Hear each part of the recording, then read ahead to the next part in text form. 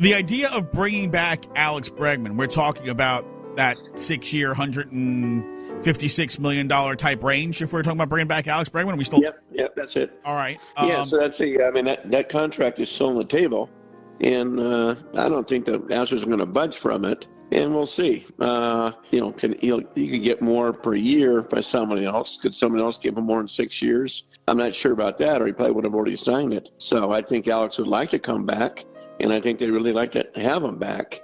So certainly, they re-engaged a couple days ago. Maybe it was yesterday, and said, "Hey, don't give up on this. Let it, almost like let us know if you're about to sign somewhere." All right, that is Bob Nightingale, USA Today. He was on with the fellas last night from Area 45. You can listen to that in its entirety on the podcast page. What's your thoughts about hearing that? That this is a mutual thing. The Astros, what he said, would love to have him back. This makes me think of Lloyd Christmas. Really? You're saying there's a chance, huh?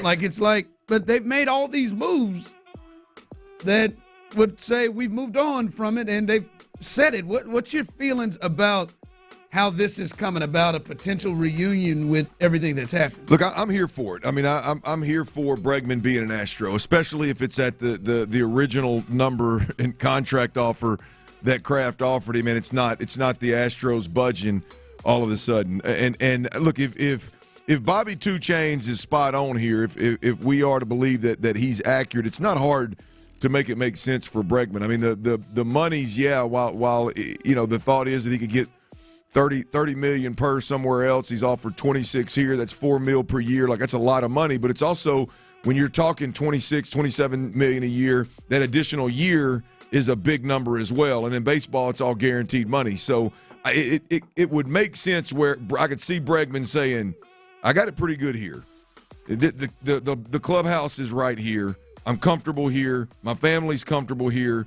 The money is very similar, although you gotta figure the 6-year versus a shorter kind of deal, and there you gotta do some juggling there. But it's not like it's a no-brainer like most of us thought it was going to be with Alex Bregman. So I think when you talk about the offer, like, it's not crazy if you're Bregman to think, hey, let's just ease back into Houston where we know it's right. Now, I think the thought of Altuve playing left field is plumb ass silly. Well, yeah, that's the part we got to get to now. All right, if you bring him in, that's what I'm saying. You've made the plans of how you were going to construct this baseball team. All right, and we'll get to that. Tyler, does this excite you? You've been wanting Bregman back, but does this excite you with how it is? Yeah, I've been in a weird place for like a year with Bregman, because there's definitely sexually or just. No, not sexually. Okay. No, he's just not my type. But I've been in a weird place. Short legs? We just said stubby-ass legs. He said he's been in a weird place. I didn't know if he meant I bet he's got a bumpy ass butt, too. Short legs. I mean, he's probably got red bumps on his butt. No, but for real.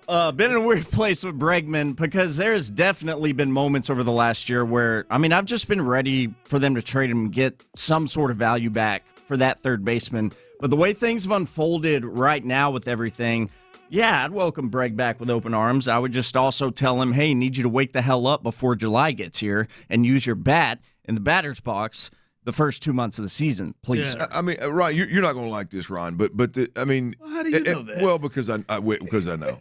We've talked about it before. This screen. The Altuve to left field stuff is silly, and we've talked about. Well, it's a short porch to left field for all the home games, and okay, all right, guys. Let's be real about this. Some other tough left field. Well, yeah, right. You don't play every game at home. Let's be honest here. This screams. Again, if Bobby Two Chains is right and the Astros are entertaining this screams Yordan Alvarez in left field and a floating DH. It's the only way you can make sense of it. Altuve going to left field is silly, right? When I hear that, he's going to go out there with stilts or whatever he's going to do. I don't know. A guy that you've been trying to get in and out with health. Yeah, I just don't. To me, this that screams, arm to the plate, that arm, and every, the whole thing. This just screams Yordan Alvarez is going to play left field and your DH is going to float. Now, the Astros will navigate the regular season the way they navigate the regular season, like it's a long season, and they're good enough to get there, and they can make some some moves that are more about getting, load management and getting there than it is necessarily playing your best guys. We've seen them do that at all kind of positions. Look how they used the DH last year. I mean, look how they did first base last year, right? With Diaz and Alvarez and all these other guys in the DH role or catching or playing first. And this comes from you who just give me that lineup. Yeah, give me that lineup, but then you can. Well, that's the part of it that I absolutely love is just if you're going to do that. Yeah, you get your best bats up there, and what does that do? You mentioned it yesterday, Ron. Hey, sorry guys, but that outfield, them bats in that outfield, that lineup doesn't support the pitch, the rotation, and the bullpen that you got. I don't think they can carry that. They can't carry it. Well, all of a sudden you put Jordan in left, and you put Altuve and Bregman and Isak as your floating DHs. All of a sudden, you've lengthened that lineup a little bit, and now they maybe can carry that bullpen or carry some slow points in the season. But that to me is the only way, right? Well, here's Bobby. There's Bobby. Bobby gives an explanation on how he could see the defense aligning if Bregman comes back. Well, Paredes has played a number of games at second base. I want to say over 50 games at second base in his career. So the easy thing would be move Paredes to second base, move Jose Altuve to left field. Someone's got to play left field. And you can mix and match, too. Have maybe Paredes there sometimes, Altuve there other times. That sort of thing, where they can kind of bounce around. But it makes no sense to move Bregman out of the third base position because it's a Gold Glover. The man said, hey, but it makes sense to move Altuve to left. My man said somebody got to play left field. Yeah, that just can't. That can't be the case. But this is my biggest issue with all of it is the thing. Bregman coming back. Okay, who is just you've said this a lot. Hey man, I can understand a lot of things. I may have to agree with it, but I want it all right. You got a plan. Let's hear the plan. What is the plan? Right. You just fired it up into the air. We got the plan. All right, you said, all right, man, guys, we're going to give a deadline to Bregman. If he doesn't do it, bam, now we're going to make moves. All right, we went and got Christian Walker. He's going to play first. We got Paredes. He's going to play third. This is what we're going to do. Now, all of a sudden, now you willing – how much is the money? 160 or something?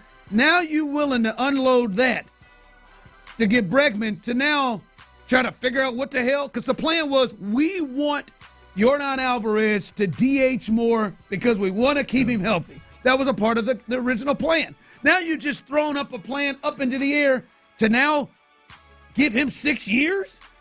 For me, again, if you are now willing to give him 6 years, 160 or whatever it is, well, how come you wouldn't have been willing to go give an outfielder money? Yeah. If you could give that, I'm not saying maybe you didn't want Santander, but he went for 5 years, 90.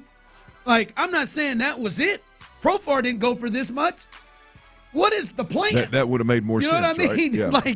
The plan can't be that your 30-whatever-year-old second baseman who went through a postseason of having the yips of throwing it from second to first to go and play left field, and your guy who has been a corner infielder and a power hitter, go. If you've not taken a look at Paredes, there's really not a lot about Paredes that says second base and turning two, right?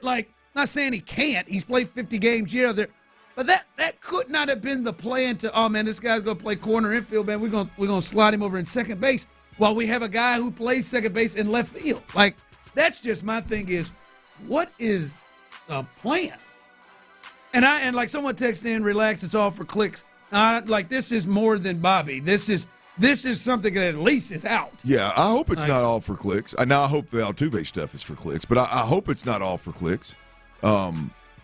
I agree with Ron's point of hey man, now you're whatever your plan was with Paredes and Christian Walker and moving on from Bregman, whatever it was. Now bringing Bregman back into the fold, you potentially blow that up, and you have to change course significantly. Especially again if you listen to 2 Chainz about Altuve in the outfield. But shoot, man.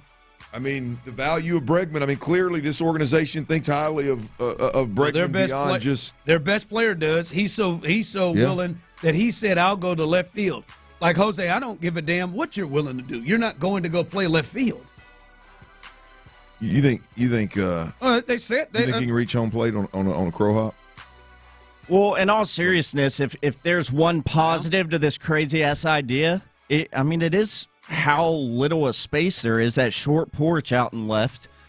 I mean, I'm not saying this should happen. I'm playing devil's advocate. Right. The silver lining here is that we've seen how the Astros operate, and ultimately how several teams operate is it's not crazy if you're just talking about a path to get to the playoffs. But if we're talking about the option is get to the playoffs, and this is an option, we're silly, right? I mean, ultimately the plan has to be you get to the playoffs. It's Jordan and left, and you float the DH. I mean, that can't be. They can't be serious about this. Look, this is just weird to me. Like they've gone from they've gone from an organization like, all right, man, we're out on Kyle Tucker. We're going to trade him, and then we're going to make these plans to, all right, bring in Paredes. Right? Didn't that come with a top third base prospect? Like that was the top thing in the deal was something. That guy can play outfield as well, though.